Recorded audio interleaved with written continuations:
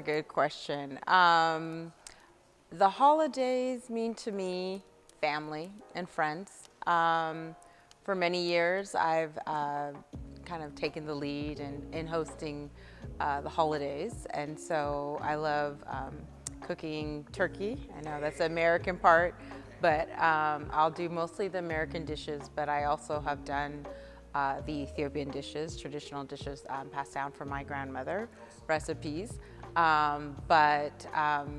Yeah, I decided that there were some dishes I grew up not really liking, as a child, like just plain old roasted vegetables.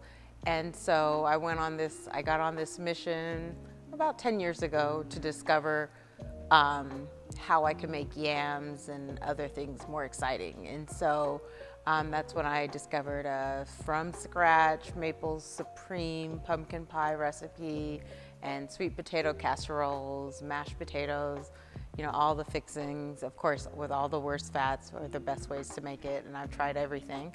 But the moist turkey, a lot of people have complained about turkey. And so I've gotten people convinced that it can actually be a good tasting bird. That all comes from the love that becomes my gift to everybody. So I just take it on, and I love it. It just, as well as the biscuits. The biscuits are really famous, the rolls that I do. I know, everyone says I put my foot in it, but yeah, and I feel like it's a way to gather around and just, make memories and enjoy each other's company. And my family growing up didn't really allow us to get gifts from people so much. So different cultures and just I think also personalities. I think that they didn't want us to be always demanding things of people. I'm assuming, I don't know, but my parents were very old school from a same village in Tigray, and they just, whenever people would bring us gifts, they would tell them to take it back.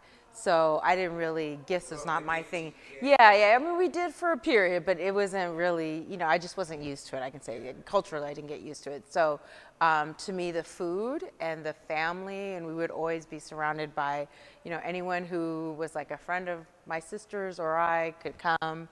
And so we just grew up with so many different cultures coming to our, as well as, relatives coming to our, dinner events, that in the holidays, that it was always something I looked forward to. You can't go wrong with the classics like Miracle on 31st Street. I don't know if you kids watch that, but, all the Charlie Brown, very Merry Christmas. Yeah, with the Charlie Brown Christmas tree, which became famous when you were single, right? Like you're you had to get the Charlie Brown Christmas tree or people make fun of you. So you're right, like all of those, that was another thing we got to do, at least growing up.